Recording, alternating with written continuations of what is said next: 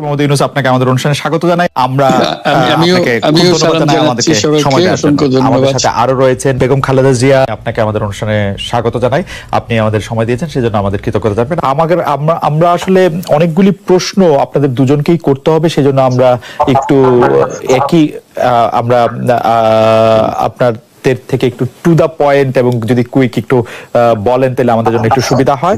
আপনি গণতন্ত্রের পক্ষে লড়াইয়ে শামিল হতে বলছেন, প্রশ্ন কেউ কেউ করছেন, প্রশ্ন উঠছে, আপনি কি এইসব মামলা মোকদ্দমা থেকে মুক্তি পেতে ডক্টর মোহাম্মদ ইউনূস সরকারেরই পরিবর্তন চাইছেন? বিসমিল্লাহির রহমানির রহিম। আসসালামু আলাইকুম। দীর্ঘদিন অসুস্থ থাকার পর আপনাদের সামনে কথা বলতে পারার জন্য আল্লাহর কাছে শুকরিয়া আদায় করছি। আমার কারাবন্দী অবস্থায় আপনারা আমার কারামুক্তি ও রোগ মুক্তির জন্য সংগ্রাম করেছেন, দোয়া করেছেন, সেজন্য আমি আপনাদের সকলকে ধন্যবাদ জানাচ্ছি।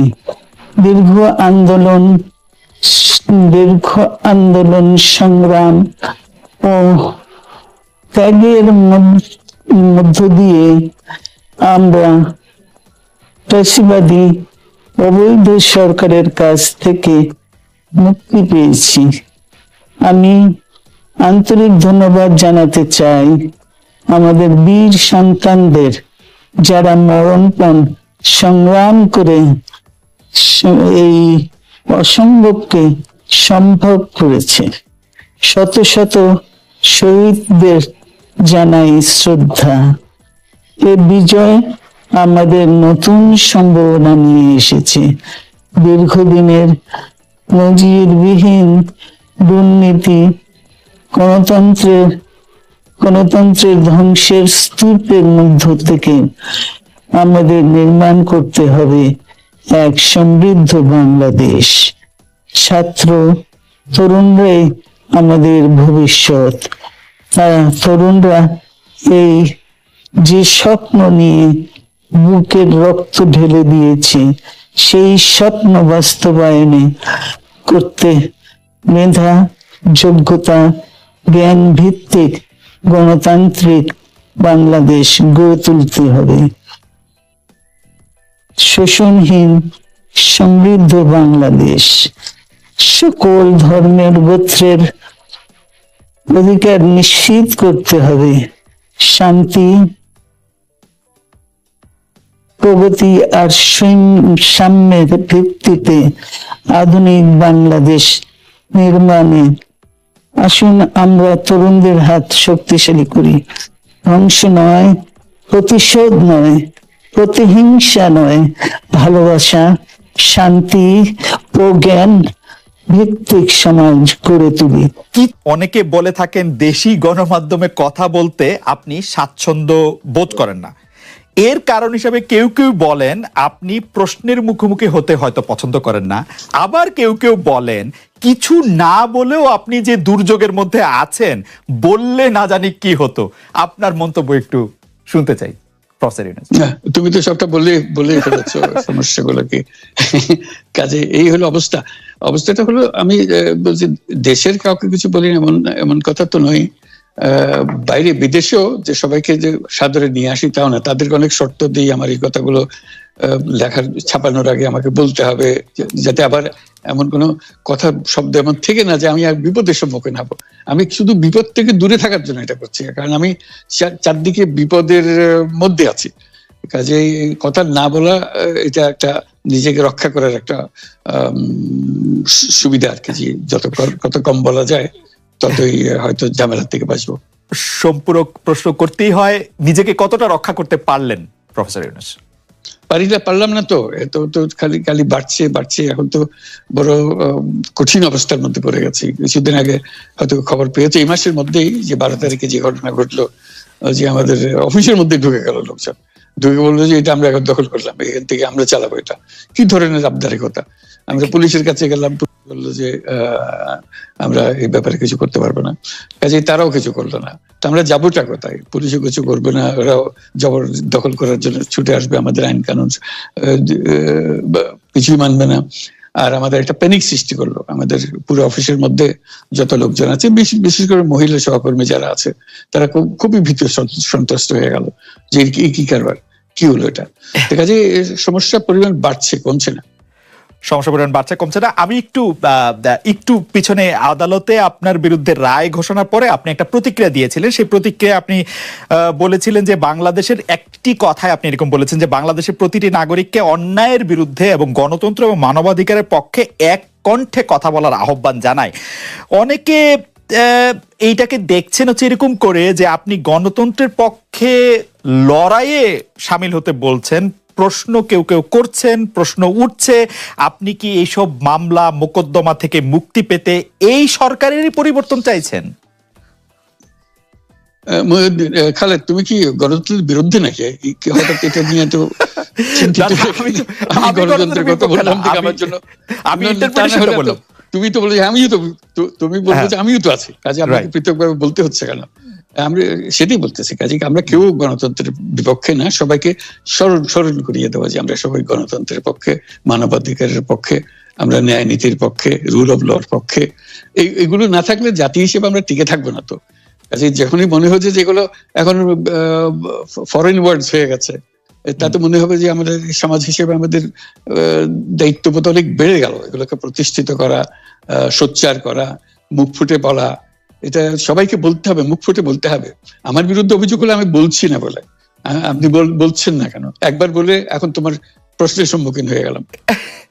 অনেকে বলছেন না, আপনি তো শতবার শতমুখে গণতন্ত্রের কথাই বলবেন, আমাদের সবারই বলা উচিত।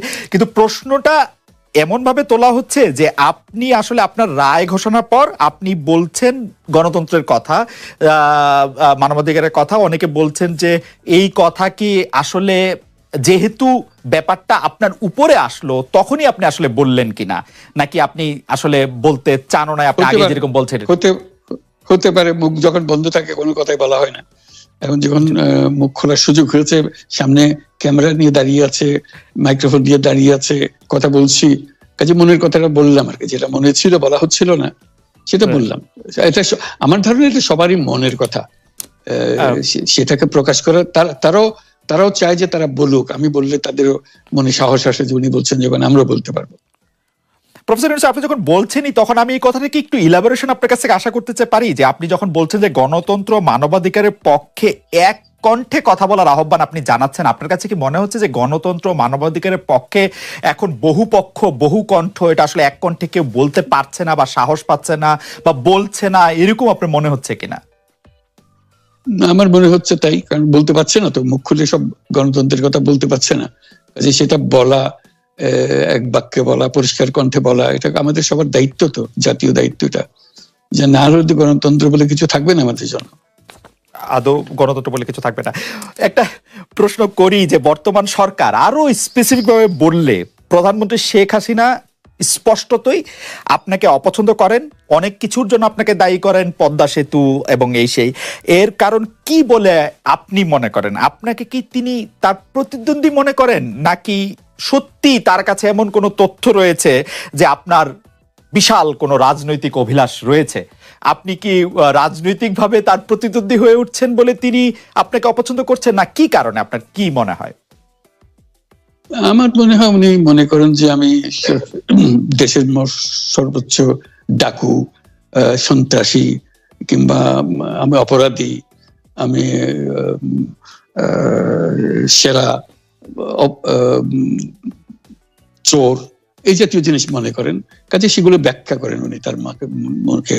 উনি বলেন যে আমি সুদখোর, আমি ঘুষখোর, আমি সব এমন সব কটু শব্দ ব্যবহার করেন যাতে মনে হয় যে আমার সম্বন্ধে তার ধারণা খুবই খারাপ। কিন্তু এইটা তো এরকম ছিল না। আমরা দেখেছি যে 96 থেকে 2001 সাল পর্যন্ত নানাভাবে এই সরকারি বা আওয়ামী লীগ সরকারি আপনার সাথে, বা আপনি আওয়ামী লীগ সরকারের সাথে একসাথে কাজ করতে কোনো সমস্যা হয়নি। আপনি এইটা এইটার জায়গাটাকে একটু ব্যাকগ্রাউন্ডটাকে আমাদের একটু বলা যাবে যে আপনার কাছে কি মনে হয় কেন এই শত্রুতার বা কেন এই অপছন্দের বিষয়টা একটু সৃষ্টি হলো বা তৈরি হলো? যেই হোক, এটা আমার তরফ থেকে হয়নি। আমি তাকে যথাযথ শ্রদ্ধা করে নিয়ে গেছিলাম আমাদের মাইক্রো ক্রেডিট সামিটে ওয়াশিংটন ডিসিতে। আমাদের প্রধান অতিথি করে নিয়ে গেছি, সবাই সম্মান করেছে। কারণ এই মাইক্রো ক্রেডিটটা তখন পৃথিবীর সামনে আসছে, বড় আকারে আসছে, এবং এটা বাংলাদেশের অবদান হিসেবে সবাই স্বীকৃতি দিচ্ছে। ওয়াশিংটনে দুনিয়ার সেরা যারা সবাই উপস্থিত ছিলেন, তার মধ্যে আমরা ওনাকে নিয়ে গেছিলাম এই জন্য যে বাংলাদেশের পক্ষ থেকে এই গৌরবটা যেন তিনি আমাদের পক্ষ হয়ে গ্রহণ করেন। উনিও রাজি হয়েছেন, উনিও গেছেন, করেছেন।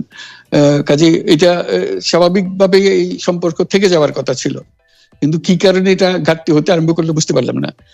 কিছুদিন পর থেকেই ওনার আচরণ এবং তার শব্দ পরিবর্তন হতে আরম্ভ করলো। এমন পরিবর্তন হলো এখন আমাকে চোট বদমাইশ ছাড়া আর কোনো বিষয় উনি মনে করেন বলে মনে হয় না আমার কাছে।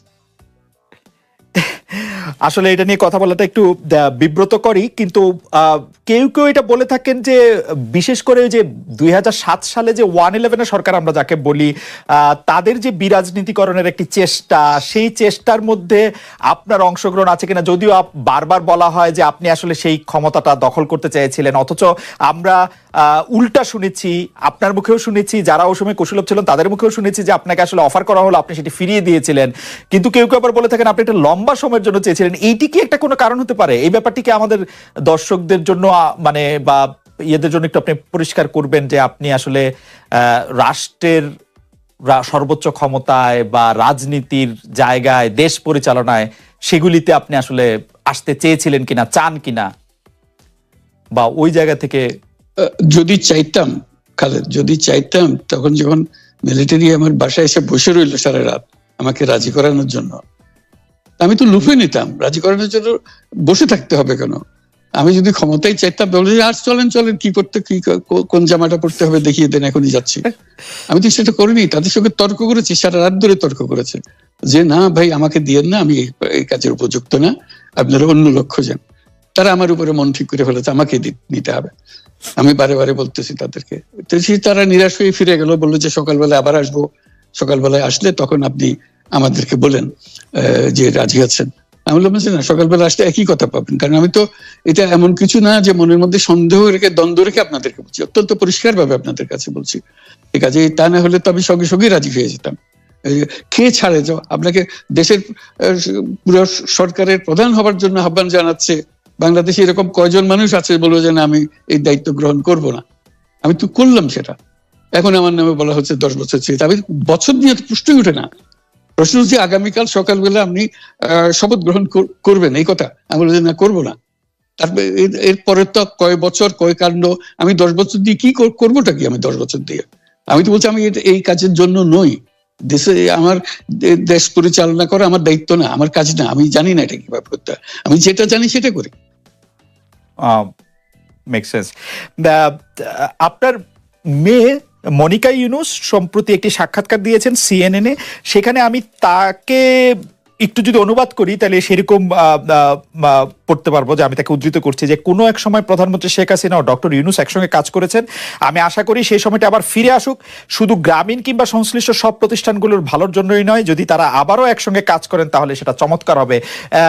এই মনিকা ইউনুসের এই আশা কি আপনারও মানে একই রকম আশা কিনা, যে প্রধানমন্ত্রী শেখ হাসিনা এবং ডক্টর ইউনুস একসঙ্গে কাজ করলে আরো কিছু চমৎকার কাজ হবে, বা এটা আপনি আশা করছেন এরকম কি? এটা কি এখন আমার জন্য করা যাচ্ছে না যে আমি নারাজ, যে করতে চাই না? তুমি ভাবখানা এমন করছো যেন আমি আপত্তি করছি, আমি কাজ করতে চাই না। আমাকে যে বললাম চোট বদমাইশ করে রেখেছে, সেখানে কাজ করার তো কথাই উঠছে না। আমার নাম উঠলেই ওনার রাগ উঠে যায়। আমাকে সুদখোর না বললে ওনার মন তৃপ্ত হয় না। আমাকে চুবিয়ে না ডুবালে, পদ্মা নদীতে আমাকে চুবিয়ে না ডুবালে ওনার মনে শান্তি আসে না। ঠিক আছে, আমি কি করে বলবো? ওনাকে বলতে তো হবে, ওনাকে যদি কিছু বলতে হয়। পদ্মা নদীর কথাটা যখন উঠলই, পদ্মা ব্রিজ সম্পর্কে যে কথাটা সরকারের উচ্চ মহল থেকে এটা বলা হয় যে আপনি আপনার ক্ষমতা ব্যবহার করে বা আপনার পরিচিতি ব্যবহার করে বা আপনার যে একটা সাংঘাতিক রকমের গ্রহণযোগ্যতা সারা দুনিয়াতে আছে, যেটি আসলে ওয়ার্ল্ড ব্যাংক সহ অন্য জায়গায় আছে, সেটি দিয়ে আসলে আপনি পদ্মা সেতুটা বাংলাদেশ যাতে ঋণ না পায় সেটির জন্য আপনি চেষ্টা করেছেন। এই ব্যাপারটা নিয়ে কি আপনি একটু কিছু বলবেন, যে এটা আপনার বিরুদ্ধে একটা অভিযোগ? কি বলবো, এটা বলো, এটা হাস্যকর একটা কথা মুখ থেকে বলে ফেললো চোর ডাকাতের মতো, এটাও আরেকটা বলে ফেললো, এটাই সত্য হয়ে গেল।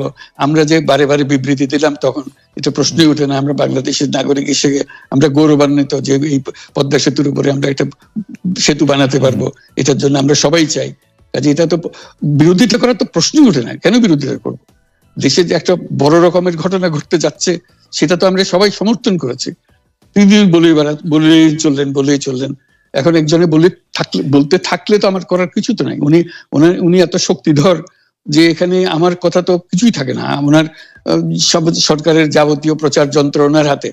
আমার তো আমার গলার যত তীক্ষ্ণ। আপনি তো কথা বলেন না, বললে তো নিশ্চয়ই আপনার সাথে না। একটি প্রশ্ন আসছে যে পদ্মা সেতুর যখন উদ্বোধন করা হবে তখন কি আপনাকে নিমন্ত্রণ জানানো হয়েছিল, যে মানে রাষ্ট্রের পক্ষ থেকে এরকম বলা হয়েছিল যে আপনাকেও নিমন্ত্রণ জানানো হবে বা